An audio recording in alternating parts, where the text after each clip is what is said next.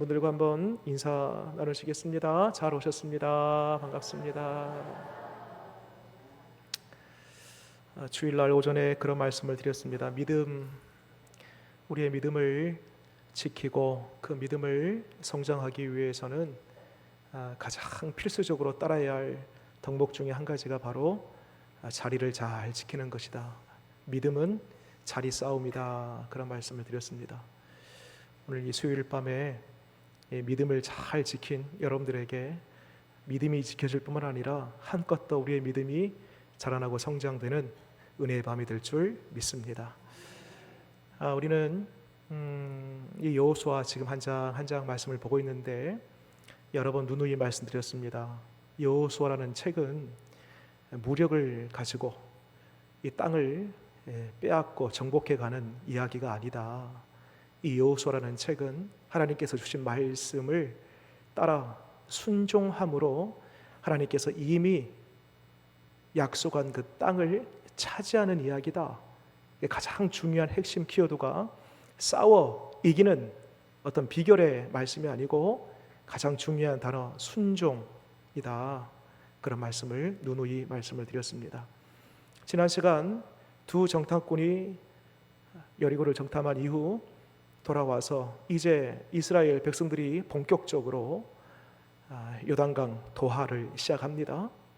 그러면서 제사장이 제일 앞에 언약궤를 메고 그 앞에 섰습니다. 그리고 뒤로 후방 1km쯤부터 이스라엘 백성들이 쭉 뒤에 줄을 섰습니다. 제사장이 요단강에 들어갈 때에 물이 점점 줄어들고 마르면서 마침내 뒤에 따라오는 이스라엘 백성들이 그 마른 땅을 건너가기 시작합니다. 크게 두 가지 중요한 영적 교훈을 발견하게 됐습니다.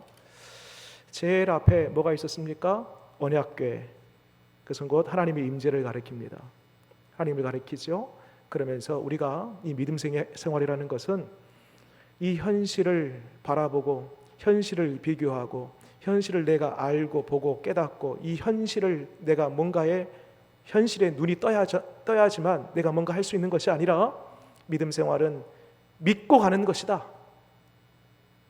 비록 이 현실이 팍팍하고 부족하고 아무것도 되지 않을 것처럼 보이지만 그럼에도 불구하고 저 앞에 보이는 이스라엘 백성들이 언약궤를 보고 건너갔던 것처럼 뒤돌아보니까 건너가 버렸네요. 그런 것처럼 믿음 생활도 이와 같이 우리 주님 한 분 바라보고 가는다. 그것이 바로 믿음 생활이다. 제사장이 이 강 가운데 가장 깊은 곳이에요. 그 앞에 멈춰 섭니다. 이때 이스라엘 백성들이 그 앞을 다 지나갑니다. 제일 마지막 사람이 지나갈 때까지 기다립니다. 그러니까 그림으로 보면 이스라엘 모든 백성들이 가장 가까이에서 그 언약궤 하나님의 임재를 본 것은 언제냐면 가장 깊은 곳이에요. 그 깊은 곳은 곧 우리 인생으로 비유하면 가장 힘들고 어렵고 눈물 나고 슬플 그때에 내가 아무것도 할 수 없는 그 가장 절망적인 그 상태에 있을 때에 어쩌면 하나님이 가장 가까이 찾아오는 시간이다 라는 그런 말씀을 지난 시간에 드렸습니다.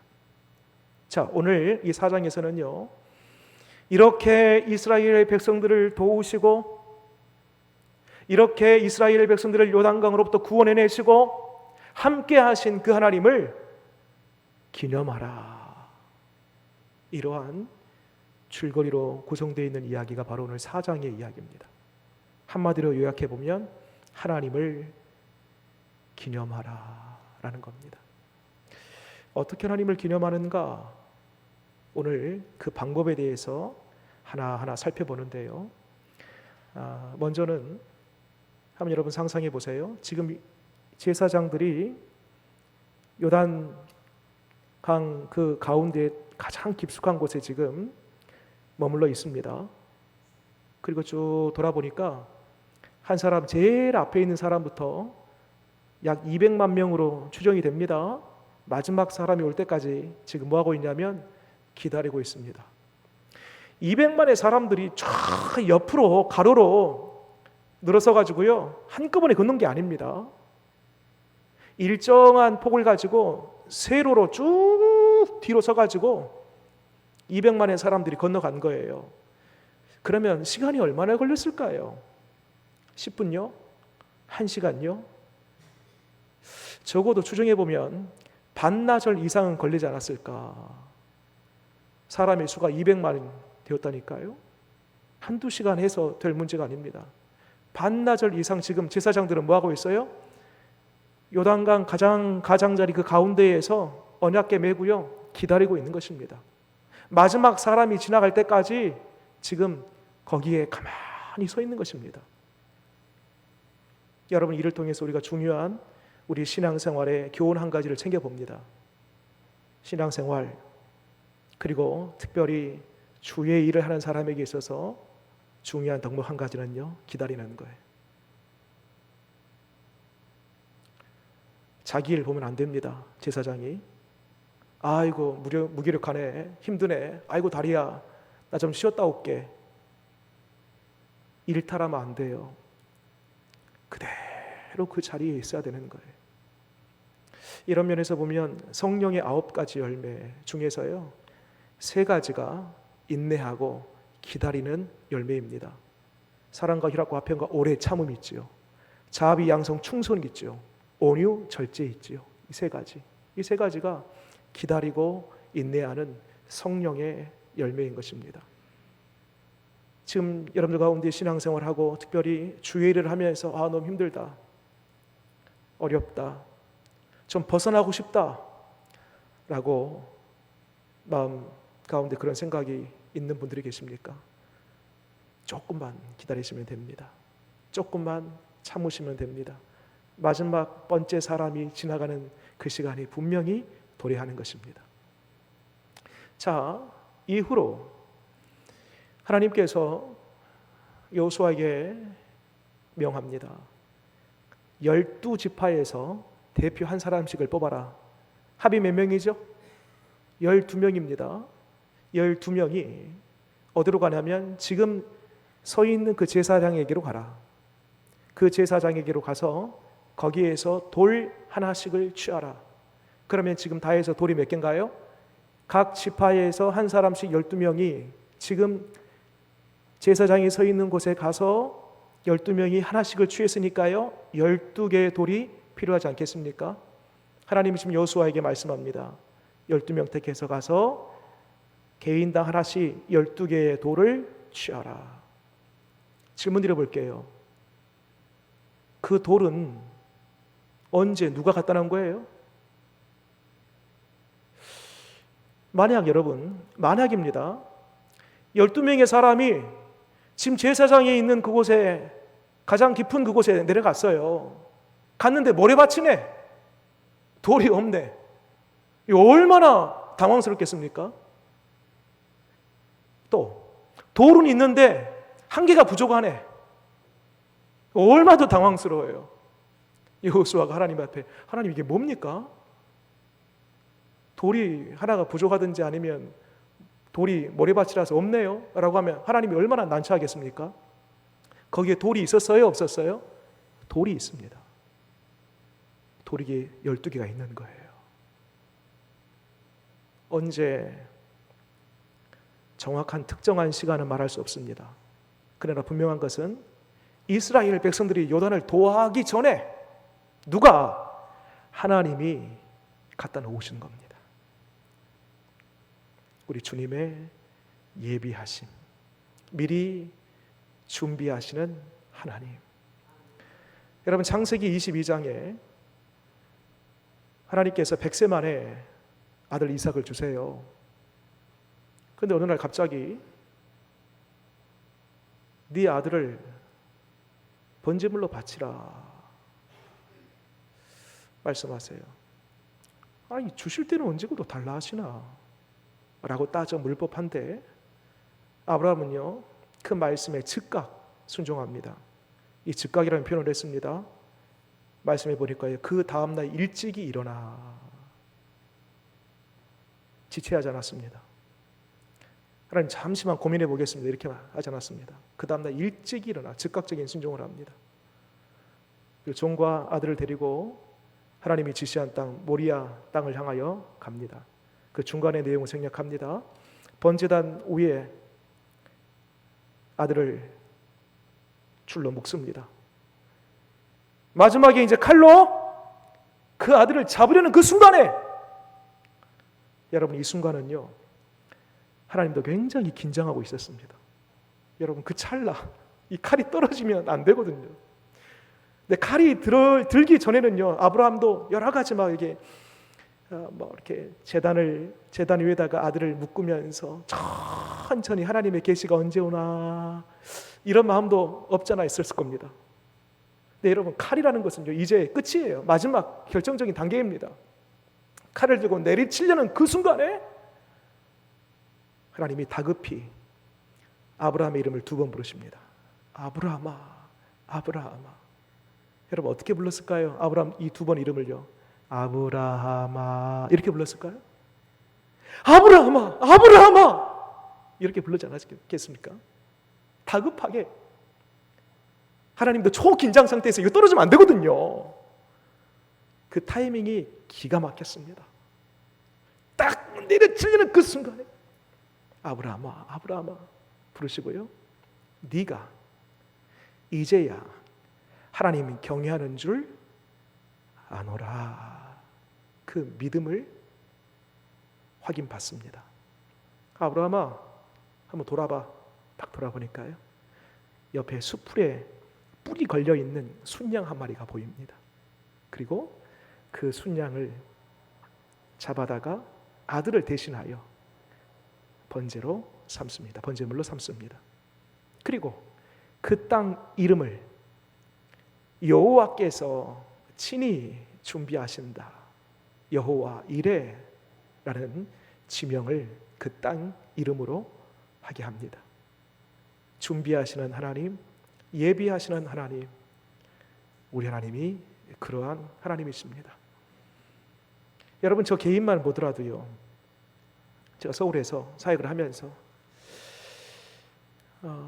우리 찬송가 중에 이런 찬송이 있습니다. 푸른 바다 나선이 몸, 그 다음에요 어디든지 가오리다. 이 찬양을 하는데 그 찬양을 하면서도 늘 자유함이 없었습니다. 제 가산말로는 푸른 바다 나선이면 어디든지 가오리다라고 가산말 그대로 찬송을 하지만 제 마음 한구석에는 푸른 바다 나선이 몸 골라 가오리다 막 그런 마음이 있었어요. 그런데 하나님 한 번쯤은 하나님의 마음, 하나님의 심정, 하나님의 뜻이 있는, 하나님이 정말 필요한 곳으로 가야 되겠다라는 마음이 하나님이 주신 거죠.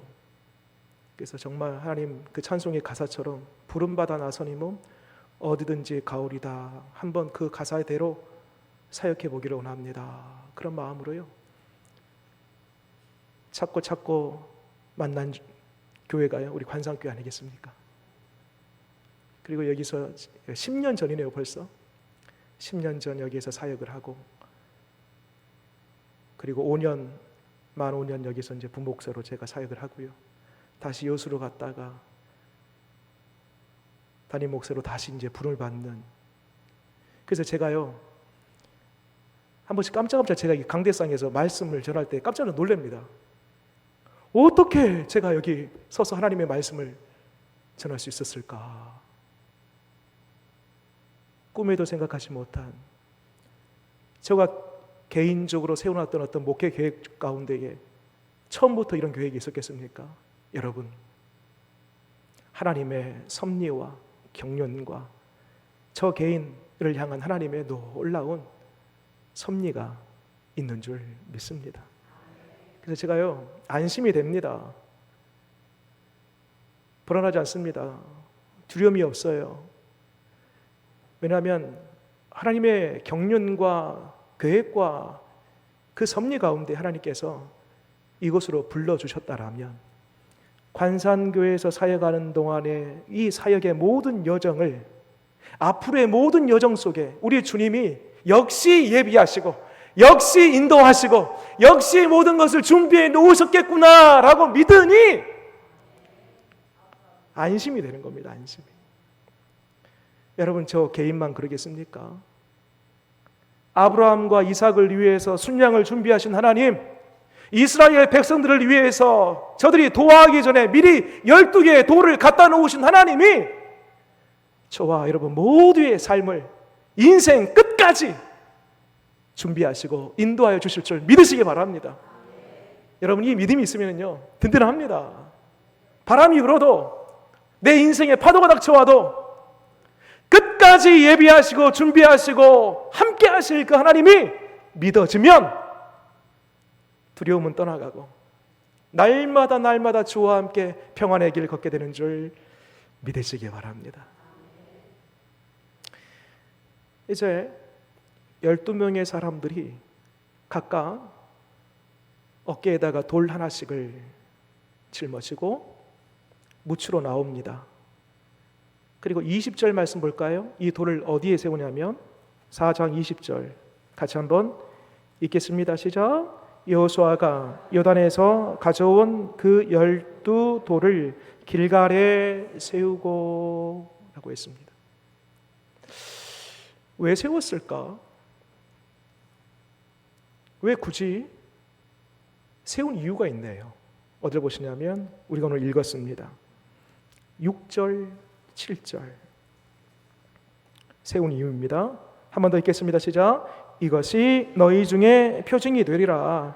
후일에 너희의 자손들이 물어 이르되 이 돌들은 무슨 뜻이냐 하거든. 7절 그들에게 이르기를 요단 물이 여호와의 언약궤 앞에서 끊어졌나니 곧 언약궤가 요단을 건널 때에 요단 물이 끊어졌으므로 이 돌들이 이스라엘 자손에게 영원히 기념이 되리라 하라 하니라. 이렇게 말하자면 여러분, 이 12돌을 어디서 취해왔어요? 강 가장 가운데 깊은 그곳에서 취해왔습니다.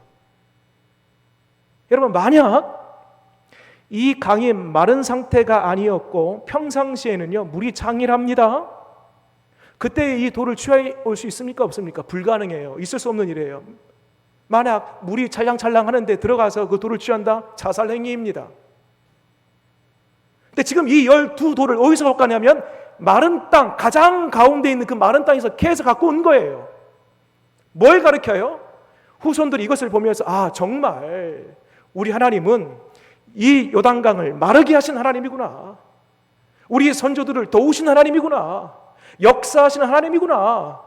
이 하나님이 우리의 하나님이요, 우리가 내 개개인의 어떤 인생의 강을 건너든지 민족적인 강을 건너든지 어떤 위험과 위협 속에서도 과거에 도우셨던 그 하나님이 동일하게 우리를 도우시고 인도하시겠구나 라고 하나님을 기억하고 하나님을 기념하게 된다는 것입니다. 그러니까 일종의 흔적입니다. 하나님이 도우셨다라는 흔적. 그 흔적을 통하여 하나님을 기억해 내는 것입니다. 유사한 이야기가 신약 성경을 보면은요, 그 유명한 오병이어의 사건 속에도 이와 유사한 이야기가 담겨져 있습니다. 오병이어, 보리떡 5개와 물고기 2마리로요 예수님이 축사한 이후에 놀라운 기적이 나타나는데 때도 나눠도 계속 풍성하게 늘어나는 것입니다. 그래서 어느 정도로 먹었나 봤더니요, 남자만 5,000명, 여자 아이들 포함하면 이 수 역시 약 2만 명 이상이 됩니다. 먹고 여러분 얼마가 남죠? 12바구니가 남아요. 12바구니. 근데 여러분, 오병이어 사건 말고요, 이때에도 12바구니가 남는데 뒤로 마태복음 보게 되면은요, 오병이어 사건 그 다음 장을 보면은요, 혹시 여러분 들어보셨습니까? 칠병이어 사건, 보리떡 7개와 물고기 2마리로요 이번에는 몇 명을 뭐냐면 남자만 4,000명, 4,000명이나 5,000명이나 비슷해요. 어린아이 아이 포함하면 그 역시 2만 명 이상입니다. 그리고 이때에는 남은 것이 얼마큼 되는가 봤더니 7 광주리가 남아요. 자, 오병이어 때는 얼마였냐? 오병이어 때는 12바구니, 7병이어 때는요 7 광주리. 왜 남겼을까? 이유가 있습니다. 여러분, 만약 다 먹어버렸어요, 깨끗이 남은 게 없어요, 그러면 그 5병이어 7병이어 사건을 누가 기억해요? 먹는 사람만 기억하는 거예요. 근데 남겨놨어요. 누가 기억해요? 먹지 않는 사람도 기억하게 되는 겁니다. 이 부분을 예수님께서 한번 언급해요. 한번 직접 찾아볼까요? 마태복음 찾아보겠습니다. 직접 16장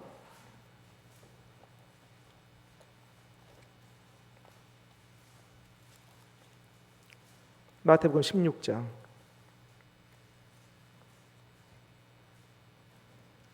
9절에서 10절 같이 한번 읽겠습니다. 시작. 너희가 아직도 깨닫지 못하느냐?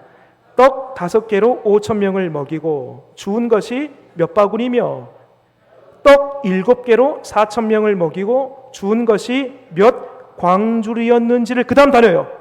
기억하지 못하였느냐? 남기신 이유, 그것은 기념이에요. 기억이에요. 예수님께서 놀라운 이 기적을 그 먹어버린 그 사람에게만이 아니고 그 주변의 이웃 사람들, 그 지방, 그 나라에 이르기까지 그 남겨놓은 것을 통하여 예수님의 기적을 기념하고 기억하기 위하여, 동일하게 여러분 12돌을 그 가장 깊은 곳에서 가지고 나와 길갈에 세운 그 이유 역시 후손들이 이게 뭡니까? 라고 물어볼 때에 하나님이 이 백성을 가장 위험한 곳으로부터 건져내시고 살려내시고 구원하시고 도와주시며 함께 하셨다라는 확실한 흔적이요 증거로 하나님은 12돌을 세우게 했다라는 것입니다. 자, 그러면 오늘날 우리에게 있어서 12돌 혹은 12바구니 혹은 7 광주리는 뭘까? 우리에게 있어서 하나님의 구원, 하나님의 은혜 주심, 하나님의 살아계심, 여전히 우리를 도우고 계시는 그 하나님의 임재, 이 모든 것들을 우리가 알고 느끼고 믿음으로 받아들일 수 있는 중요한 어떤 표징, 기념, 기억할 수 있는 것은 무엇이 있을까? 2가지가 있습니다. 하나는 하나님의 말씀, 성경입니다. 창세기서부터 마지막 요한계시록까지 이 66권의 말씀, 장장, 절절 하나하나의 이야기를 통해서 우리는 뭘 보냐면요, 하나님의 살아계심을 보고 기억하고 기념하고 믿음을 갖게 되는 것입니다. 여러분, 그래서 매일매일 하나님의 말씀을 듣고 읽고 묵상하는 것이 얼마나 중요한지 몰라요. 우리가 기억하지 아니하면요, 우리의 본성은요 망각합니다. 기억을 상실해버려요. 망각해버리고 기억을 상실해버리면요 하나님의 영역이 점점 줄어들어요. 결국 믿음은 약화되고 믿음에서 떠나게 되는 것입니다. 그런데 하나님의 말씀은 하나님을 기억하게 합니다. 하나님을 생각나게 합니다. 하나님을 의지하게 합니다. 하나님께서 나에게 베푸신 그 구원의 역사가 얼마나 놀라운지를 기억하게 하는 거예요. 하나는 하나님의 말씀이 우리의 기념물이요, 기억되는 가장 중요한 것이고요. 2번째, 오늘날 우리에게 있어서 마치 12바구니, 12돌, 7 광주리 같은 이 기념물 표징이 무엇이 있을까? 그것은 바로 십자가입니다. 여러분, 십자가는요 단순한 교회의 심벌이 아닙니다. 상징물이 아니에요.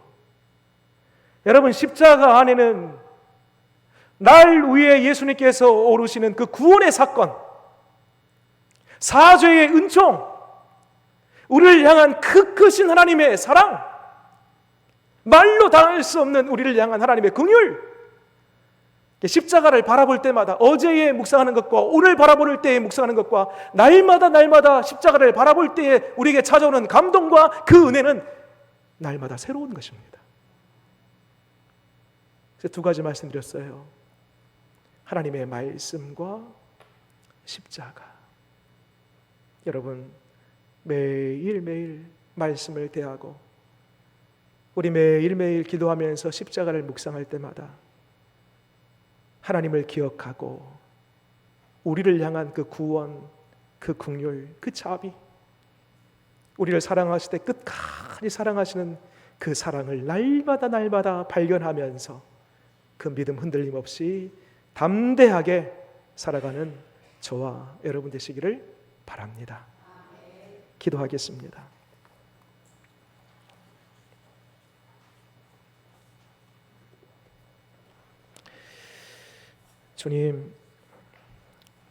주님은 우리의 앉고 일어섬을 다 아시고 우리의 생각까지도 밝히 다 아시는 하나님이신 줄 믿습니다. 우리 하나님은 우리의 가는 길을 다 아시고 마침내 정금과 같이 나오게 하실 하나님이신 줄 믿습니다. 우리 하나님은 예비하시고 준비하시며 마지막까지 인도해 주시는 하나님이심을 믿습니다.